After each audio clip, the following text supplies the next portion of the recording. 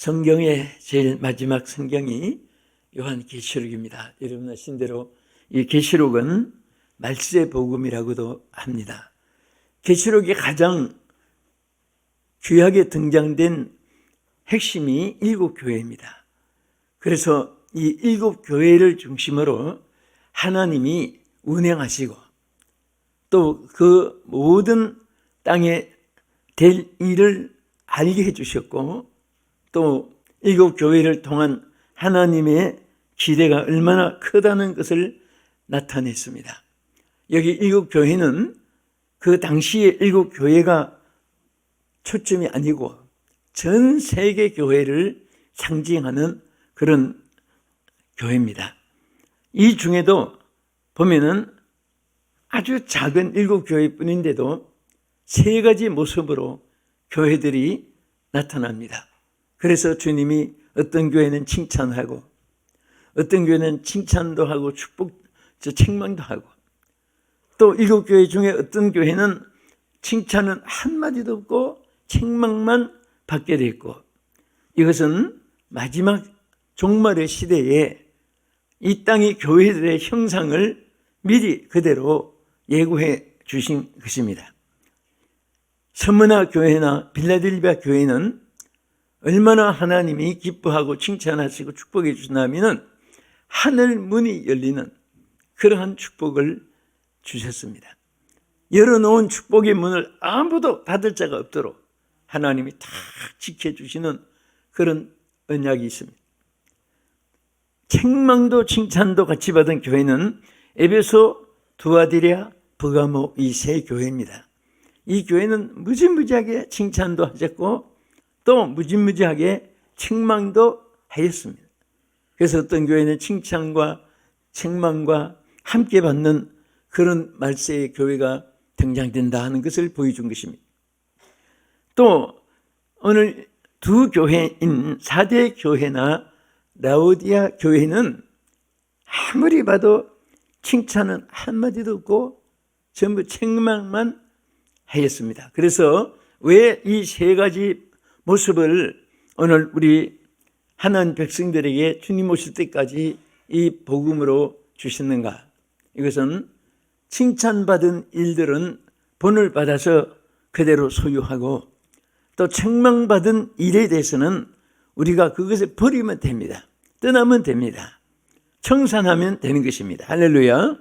그래서 그 일을 위해서 우리에게 이렇게 나타내 주시는데 특별히 7교회 중에도 제일 마지막에 등장된 이 라오디게아 교회는 한마디도 칭찬이 없고 책망만 받았는데 여기에서 오늘 어쩌면은 이 종말 시대의 많은 교회들이 이렇게 라오디게아 교회 형상으로 지금 기울어지지 않나 많은 지도자들이 걱정을 하고 또 우리 자신들이 경성을 해야 될 이런 메시지인 것입니다. 여기에 보면 이 라오디게아 교회는 우리 계시록 3장 15절에서 17절까지 그대로 나타나는데 한번 본문을 보겠습니다. 자막에 내가 내 행위를 아노니 내가 차지도 아니하고 뜨겁지도 아니하도다. 내가 차든지 뜨겁든지 하기를 원하노라. 내가 이같이 미지근하여 뜨겁지도 아니하고 차지도 아니하니 내 입에서 너를 토하여 버리리라. 내가 말하기를 나는 부자라 부유하여 부족한 것이 없다 하나 내 곤고한 것과 가련한 것과 가난한 것과 눈먼 것과 벌거벗은 것을 알지 못한도다. 이것이 그들의 모습이었습니다. 자, 이게 어떻게 보면 크게 4가지로 저들이 하나님이 고쳐야 될 바를 말씀해 주셨습니다. 첫째는 이 교회 말세에 일어나는 현상 중에 하나는 차지도 덥지도 아니한 그 미지근한, 그러니까 지금 말하면 직무유기라는 말을 요즘에 합니다. 태만이라는 말도 사용합니다. 나태라는 말도 사용하고 게으름이라는 말도 사용하고 무책임이라는 말도 많이 사용합니다. 이것이 전부 다 차지도 덥지도 아니한 그런 상태, 직무유기의 상태, 이런 상태에 오늘 우리 세상이 되어가고 있습니다. 그리고 이 라우디게아 교회에 여기 보면 너무 자만했습니다. 나는 부자다. 이게 물질만 자랑한 게 아니에요. 그들은 우리는 인격적으로 무슨 모든 우리 삶 자체가 이만하면 너희들보다 낫다. 이 자만심이에요. 자만은 언제나 넘어지게 마련입니다. 자만은 교만으로 연결되는 거예요.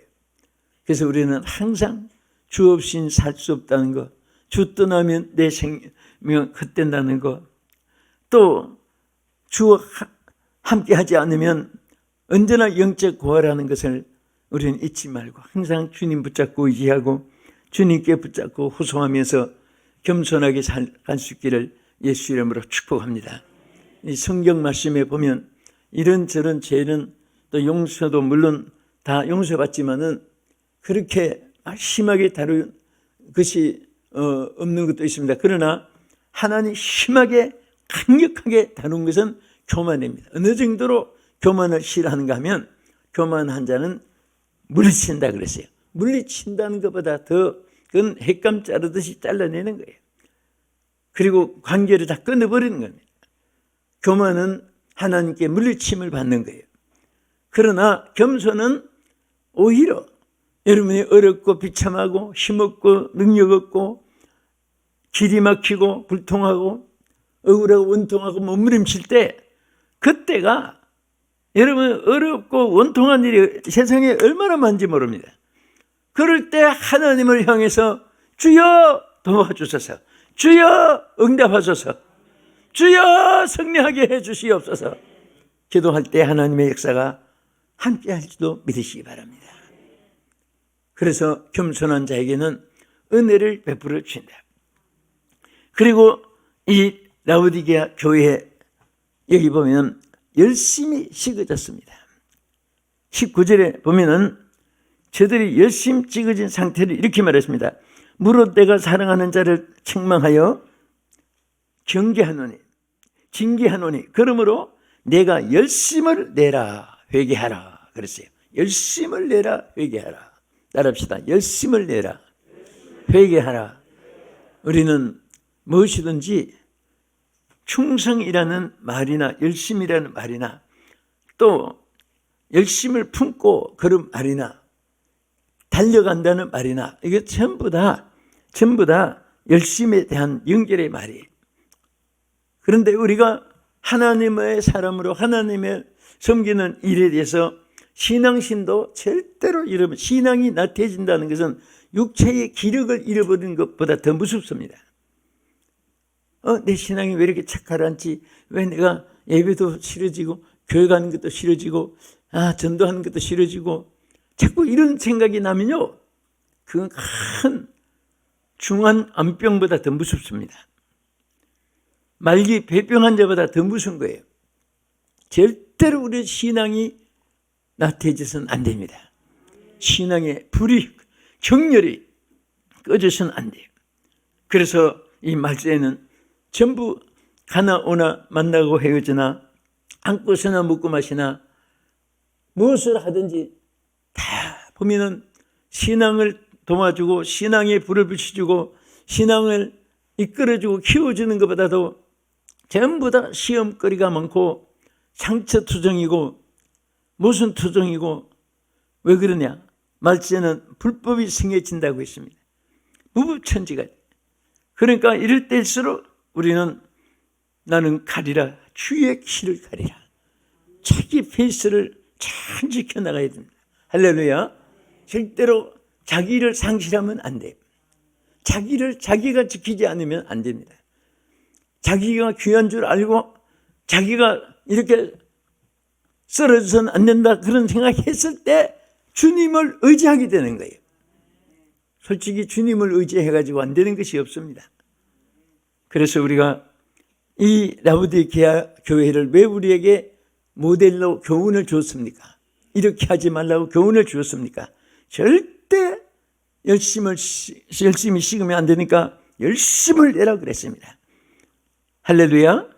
그리고 뒤에 가서 한 가지 더 보면 라우디게아 교회는 저 20절에 가서 보면요, 이런 말이 있어요. 예수님이 문 밖에서 2달 있어요. 노크를 하는데 안에서 열어주지 않는 거예요.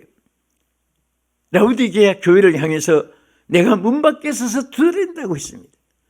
이것은 뭡니까? 예수님을 쫓아낸 거죠. 예수님을 내 안에 모시지 않고 내 안에는 내가 꽉 차 있고 세상이 꽉 차 있고 내 안에는 모든 다른 것이 너무 차 있어가지고 예수님이 자리가 없는 거예요. 그래서 예수님이 우리 안에 들어오려고, 우리 생각 속에 들어오기 위해서, 우리의 사랑 속에 들어오기 위해서 밖에서 문을 두드리고 있지만은 그 음성을 들으려고 하지도 않고 안에 소리가 너무 시끄러우니까 밖에 노크 소리가 들리지 않는 거예요.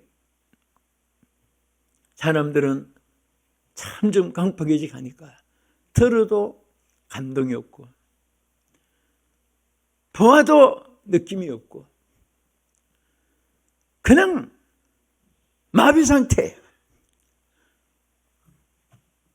화인이 맛없고 양심은.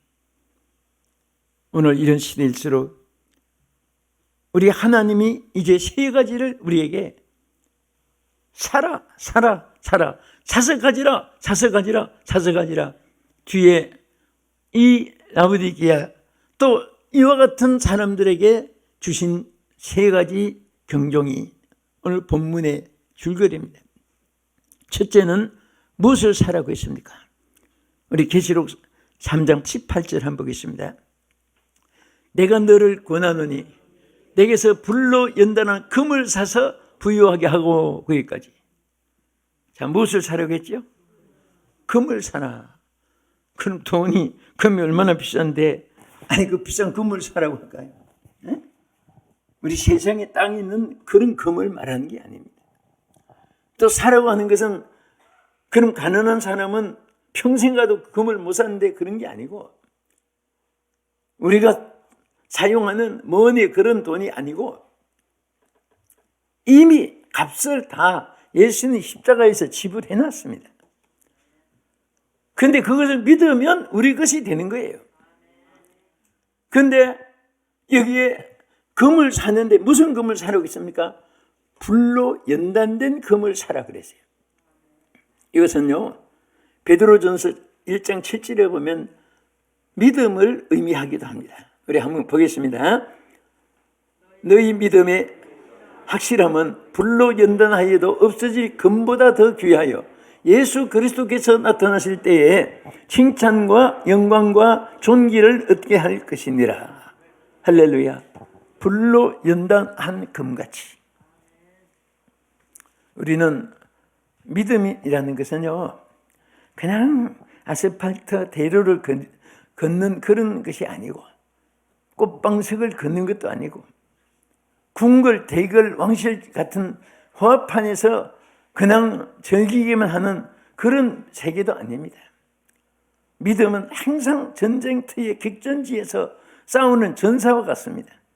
불의와 싸우고, 불신앙과 싸우고, 사탄과 싸우고, 거짓과 싸우고, 육체의 욕심과 싸우고, 죄악과 더불어 싸우고, 우리는 항상 그렇게 해서 그래도 안 넘어지는 믿음이 되기 위해서는 많은 연단이 필요한 거예요.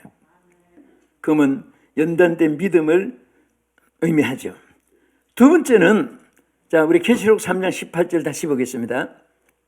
내가 너를 권하노니 내게서 불로 연단한 금을 사서 부유하게 하고, 그 다음에 흰 옷을 사서 입어 벌거벗은 수치를 보지 않게 하고, 거기까지. 흰 옷을 사서 입어. 내가 흰 옷 입고 이 말을 하니까 좀 미안해요. 내가 그런 뜻이 아니에요. 내가 입은 흰 옷을 입으라 그런 말이 아니고, 나는 내 나름으로 또 어떤 주관이 있어서 흰 옷을 좋아해서 입는데, 뭐 그거는 신앙과는 상관이 없는 거고요. 그건 내가 상관이 있는 거고, 내 자신이. 자, 그렇게 즐기니까. 어쨌든 여기 흰 옷은 제일 중요한 교훈은 그리스도의 보혈로, 십자가 보혈로 씻음을 받은, 여기에 초점이 있는 거예요. 내 주의 보혈은 정하고 정하다.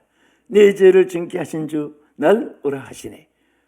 예수님이 붉은 진홍같이, 붉은 여름 주홍 같은 죄도 흰 눈같이, 진홍같이 붉은제도 양털같이 우리는 동금치난 것 같이 순간에 감동도 받을 수 있고, 내가 이렇게 살아야지 그러면서 하나님 내가 잘못했습니다 회개하고 애통하고, 어떤 분은 실컷 도둑질한 거 티끌만한 죄라도 다 용서해달라고 기도하고 새벽 기도 마치고 가다가 보니까 남의 담 넘어 애동 호박이라고 막 기름이 달달달달 막 된장찌개 끓이면 너무 맛있게 보이니까 거기 탐이 난 거예요. 가다가 아무도 안 보고 하니까, 하나님 밖으로 이렇게 달리게 한 것은 저를 위해서 달아낸 줄로 믿고 감사합니다 하고 뚝 따가지고 그거 가지고 가더라고요.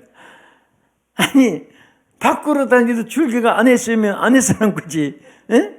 그러니까 사람들이 그것은 진홍같이 붉은 재가 양털같이 된 것이 아니라 주홍같이 붉은 재를 눈과 같이 희귀하는 그것과 마찬가지예요.